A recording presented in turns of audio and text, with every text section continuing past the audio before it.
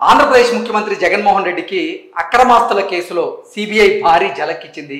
జగన్మోహన్ రెడ్డికి చెందిన అక్రమాస్తుల కేసు విచారణకు ఒక ప్రత్యేకమైనటువంటి కోర్టును ఏర్పాటు చేయాలి అంటూ సిబిఐ సుప్రీంకోర్టులో ఒక అఫిడవిట్ని దాఖలు చేసినటువంటి నేపథ్యంలో ఈ అంశం ఇప్పుడు రెండు తెలుగు రాష్ట్రాల్లో సర్వత్రా చర్చనీయాంశంగా మారిన నేపథ్యంలో అసలు సిబిఐ వాదనలేంటి, సిబిఐ నిన్న సుప్రీంకోర్టుకి దాఖలు చేసినటువంటి అఫిడవిట్లో ఏముంది అనే అంశాలను ఇప్పుడు మనం ఏబిఎన్ ఆంధ్రజ్యోతి రాసినటువంటి ఒక ఆర్టికల్ రూపంలో చూసేటువంటి ప్రయత్నం అయితే చేద్దాం.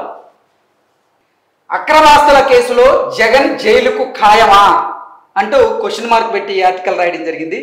అక్రమాస్తుల కేసులో జగన్మోహన్ రెడ్డి జైలుకి వెళ్ళడం ఖాయం అనేటువంటి ఉద్దేశంతోనే ఈ ఆర్టికల్ రాయడం జరిగింది. సీఎం జగన్మోహన్ రెడ్డి అక్రమాస్తుల కేసుల విచారణకు ప్రత్యేక కోర్టు ఏర్పాటు చేయాలని కోరుతూ సుప్రీంకోర్టులో సిబిఐ అఫిడవిట్ దాఖలు చేసింది. జగన్ అక్రమాస్తుల కేసులకు సంబంధించిన పలు విషయాలను సిబిఐ దర్యాప్తు సంస్థ బయటపెట్టింది. కేసులో దాఖలైనటువంటి క్వాష్ అలాగే డిశ్చార్జ్ పిటిషన్లపై తీర్పులు ఇవ్వకముందే 6 న్యాయమూర్తులు బదిలీ అయ్యారని, ఈ కేసులో ఇప్పటి వరకు 39 క్వాష్ పిటిషన్లు అలాగే 95 డిశ్చార్జ్ పిటిషన్లు దాఖలయ్యాయని, వీటిపై తీర్పులు ఇవ్వడానికి అంటే ముందే జడ్జిలకు స్థానచలనం అవుతోందని సిబిఐ పేర్కొంది. సో అసలు జగన్మోహన్ రెడ్డికి చెందినటువంటి ఈ అక్రమాస్తుల కేసులో ఇప్పటి వరకు 39 క్వాష్ పిటిషన్లు అలాగే 95 డిశ్చార్జ్ పిటిషన్లు దాఖలైనప్పటికీ అసలు దీని మీద విచారణ జరిపి తీర్పు ఇవ్వడానికంటే ముందే జడ్జిలకి స్థానచలనం అవుతుంది అంటూ కూడా సిబిఐ పేర్కొంది. తాజా న్యాయమూర్తి కనీసం 2 ఏళ్లు కాకుండానే బదిలీ అయ్యారని, ఈ కేసులో ఉన్నటువంటి నిందితులు అంతా శక్తివంతులేనని సిబిఐ పేర్కొంది. ఏదో ఒక కారణంతో ఒకదాని తర్వాత ఒక కేసు దాఖలు చేస్తూ దేశంలో అత్యుత్తమ న్యాయవాదులను పెట్టి వాదనలు వినిపిస్తున్నారని, విచారణ వేగంగా జరగాలంటే సిబిఐ కోర్టులో ఖాళీలు భర్తీ చేయాలని సిబిఐ అభిప్రాయపడింది. ఒక ప్రిన్సిపల్ కోర్టుకు ఈ కేసు రోజువారీ విచారణకు బాధ్యత అప్పగించాలని సుప్రీంకోర్టుకు సిబిఐ దర్యాప్తు సంస్థ విజ్ఞప్తి చేసింది. ఇందులో 911 మంది సాక్షులున్నారని, అంతా 50 ఏళ్లు పైబడిన వారేనని, వారి ఇబ్బందులను దృష్టిలో ఉంచుకొని విచారణను వేరే రాష్ట్రానికి బదిలీ చేయొద్దని విజ్ఞప్తి చేసింది. కాగా జగన్ అక్రమాస్తుల కేసును తెలంగాణ నుంచి మరో రాష్ట్రానికి బదిలీ చేయాలని ఎంపీ రఘురామకృష్ణరాజు గారు దాఖలు చేసినటువంటి ఎస్ఎల్పి విచారణలో సిబిఐ అఫిడవిట్ దాఖలు చేసింది అంటూ అసలు గత విచారణ సందర్భంగా సిబిఐ తీరుపై జస్టిస్ సంజీవ్ ఖన్నా ధర్మాసనం అసహనం వ్యక్తం చేసింది.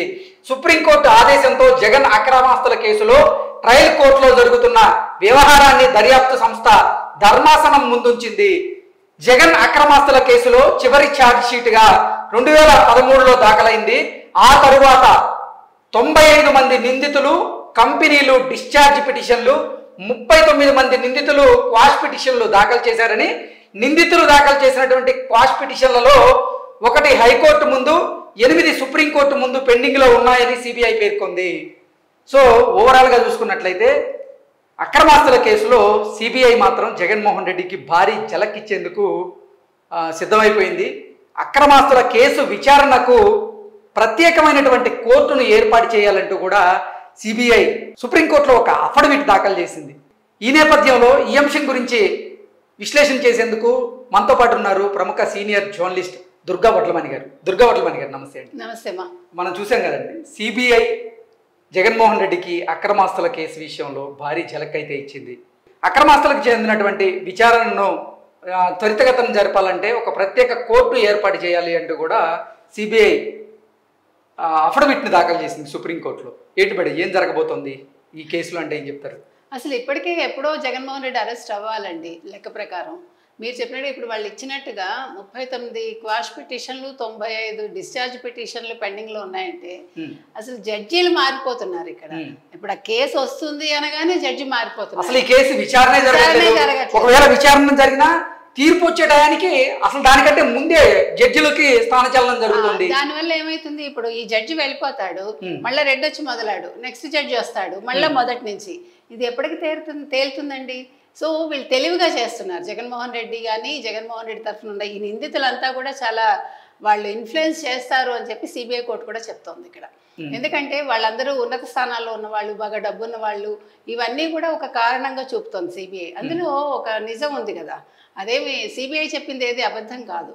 కాబట్టి వాళ్ళు చెప్పినట్టుగా, సిబిఐ చెప్పినట్టుగా రోజువారీ ట్రయల్ని మొదలు పెట్టాలి, ఒక కోర్టుని ఏర్పాటు చేసి.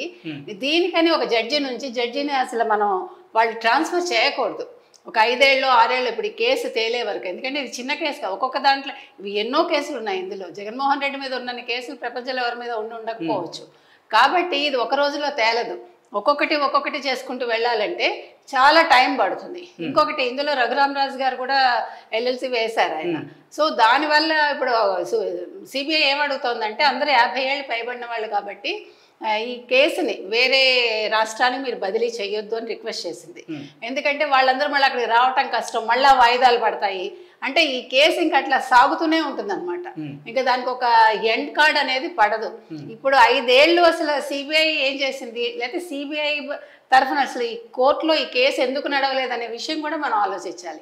5 years ఇంత నిందితుడిగా ఉన్న జగన్మోహన్ రెడ్డి అసలు ముఖ్యమంత్రిగా ఎలా కొనసాగారు? అంటే ముఖ్యమంత్రిగా ఉన్నాను కాబట్టి దీన్ని ఇన్ఫ్లుయెన్స్ చేశారా? అది కూడా ఆలోచించాలి. తర్వాత ప్రతి జడ్జి 2 ఏళ్లకు ఎందుకు వెళ్ళిపోతున్నాడు అంటే, వాళ్ళకి 2 ఏళ్ల కాల పరిమితి ఉంటుందా? ఒకవేళ అలా కాల పరిమితి ఉంటే వాళ్ళు కొత్త చట్టం తీసుకొచ్చి వాళ్ళని ఇంకా ఎక్స్టెన్షన్ ఇవ్వాలి వాళ్ళకి. సిబిఐ కూడా అఫిడవిట్ లో క్లియర్ గా పొందుపరిచింది, ఈ కేసులో ఉన్న వాళ్ళందరూ కూడా శక్తివంతులు అంటూ ఆ కేసులో క్లియర్ గా మెన్షన్ చేయడం.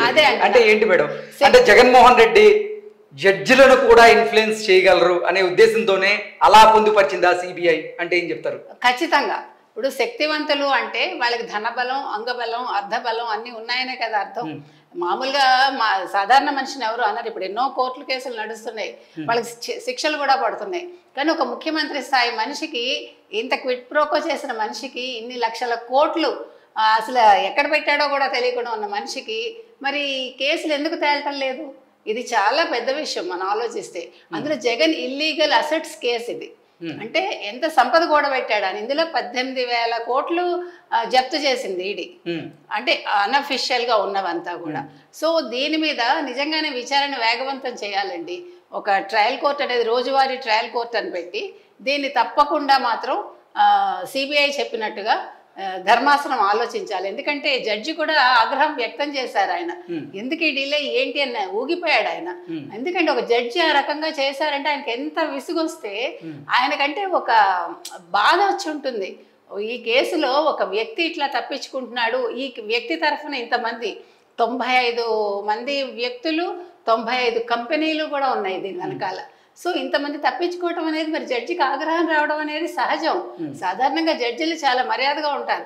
అంటే వాళ్ళకి అంత వచ్చిందంటే ఈ కేసు తీవ్రత ఏంటో మనం ఆలోచించవచ్చు. ఓకే, ఒకవేళ గనక ఈ అక్రమాస్తుల కేసు విచారణకి ఒక ప్రత్యేకమైనటువంటి కోర్టును గనక ఏర్పాటు చేస్తే, సిబిఐ కోరిక మేరకు, సిబిఐ అఫిడవిట్ మేరకు సుప్రీంకోర్టు గనక ఆ రకంగా తీర్పు గనక ఇస్తే, ఇక విచారణ పూర్తయిన తర్వాత అక్రమాస్తుల కేసులో జగన్మోహన్ రెడ్డి జైలుకి వెళ్ళక తప్పదా అంటే ఏం చెప్తారు? తప్పదండి. జైలుకి వెళ్ళటమే కాదు, ఇక్కడ ఇంకో చిన్న విషయం పెద్ద విషయం చెప్పుకోవాలి, చిన్నది కూడా కాదు. ఇప్పుడు ఒక కేసులో అరెస్ట్ చేస్తారనుకోండి, ఆ కేసుకు లింక్గా ఒక 100 కేసులు ఉంటాయి. సో ఇది ఎప్పటికి తెగుతుంది? ఈయన కేసు మీద కేసు, ఈయన జైలు మీద జైలు అంటే ఆయన శిక్ష మీద శిక్ష పడుతూనే ఉంటుంది. కాబట్టి ఆయన జీవితకాలం అంతా కూడా 300 జైల్లో గడపాల్సి ఉంటుంది. ఇప్పుడు ఇక్కడ ఇంకో విషయం, సిబిఐ ఇప్పుడు పెట్టాల్సిన ఇంకొక విషయం ఏంటంటే, రేపొద్దున ఎన్నికల్లో ఓడిపోతే జగన్మోహన్ రెడ్డి రాష్ట్రం వదిలి వెళ్ళిపోకుండా చూడాలి. అది దాని మీద కూడా సిబిఐ దృష్టి పెట్టాలి. ఓకే.